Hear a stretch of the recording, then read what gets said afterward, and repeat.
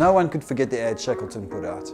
Men wanted for hazardous journey to the depths of space. Small wages, bitter cold, long months of complete darkness. Constant danger, safe return doubtful. Honor and recognition in case of success. Shackleton was an explorer and a knight. He wanted to be the first to push through the asteroid fields, to explore uncharted space. It was a strange time in history because at that time, only pirates traveled through the asteroid leads.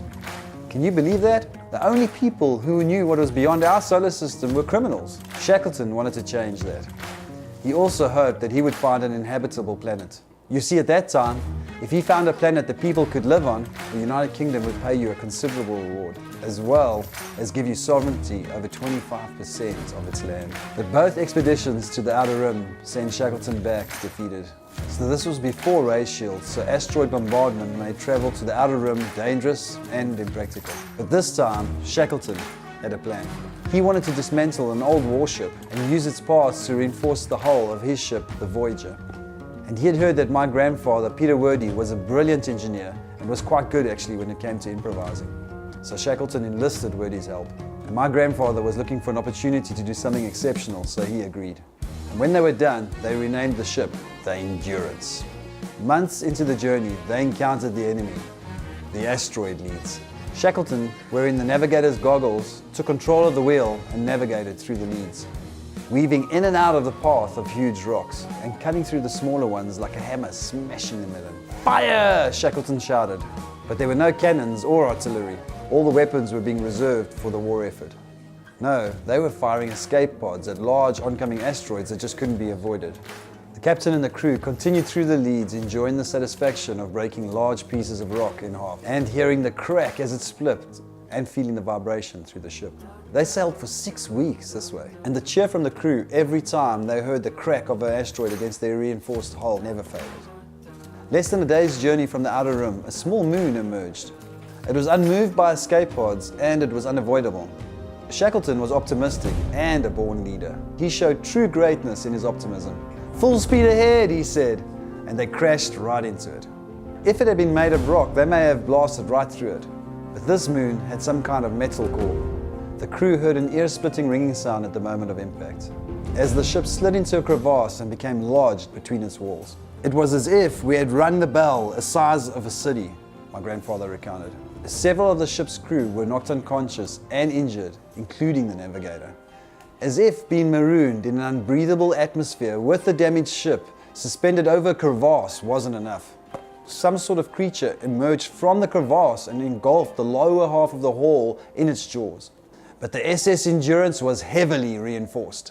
Any other ship would have been crushed right away. As the creature battered the ship, Shackleton paced in his study. "The ship can't live in this, skipper.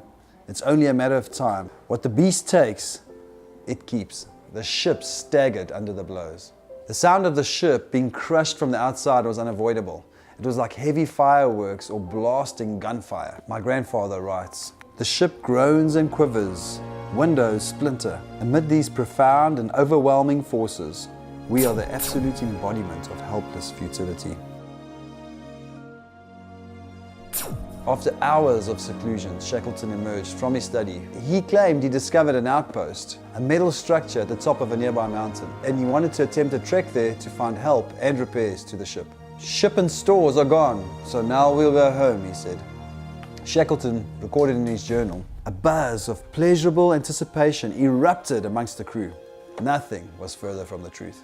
Wordie, my grandfather, openly rebelled.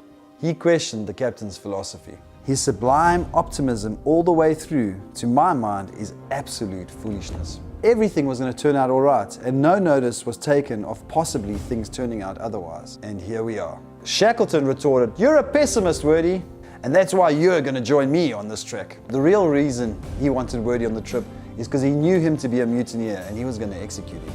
Shackleton's great characteristic was his ability to compel loyalty, even against his men's better judgment. This has got to do with some force of character, some flame that burns within a man.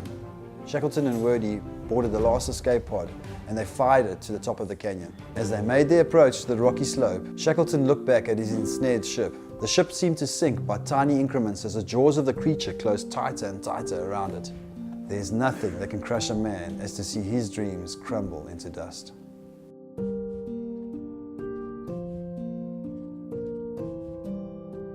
My grandfather was skeptical and he thought Shackleton was going mad. So he asked to see what exactly is in the viewfinder. He wanted to make sure that the outpost was really there.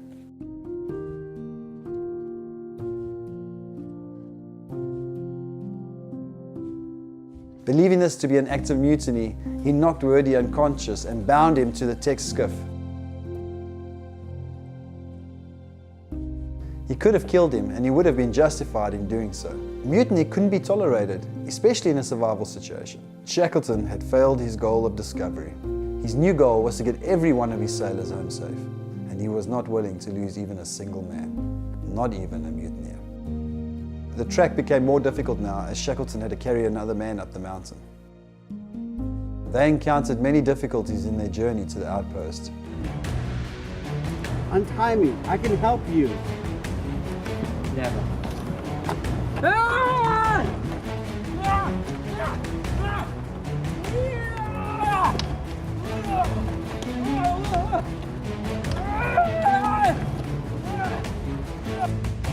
That sword is ceremonial! Use the blaster!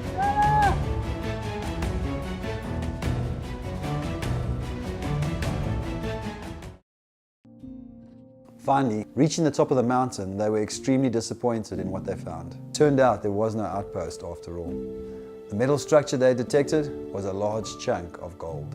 In fact, the entire mountain was full of gold, maybe even the entire planet. Wordy was beside himself with grief, but Shackleton just sat in silence. The great and haunting irony is that they had discovered the biggest treasure trove in history, but had no way home. Shackleton broke the silence as he jumped to his feet in excitement. He asked if Wordy could send a distress signal using the tech that they brought. Not a strong enough one to reach charted space, he sighed. No one will be able to pick it up. No one but pirates, and if they came, they would just loot the ship and kill us. Not if we have something to offer him, Shackleton said as he tossed him a small piece of gold. So, the pirates arrived in just a matter of hours, and they took the bargain. None of them got to keep an ounce of gold, but Shackleton did succeed in his second goal. He didn't lose one of his crew. Every single one of them made it home alive. So they all received medals of honor for bravery when they returned. All except my grandfather, of course. Shackleton still had a bit of animosity against him, even after all that they had been through.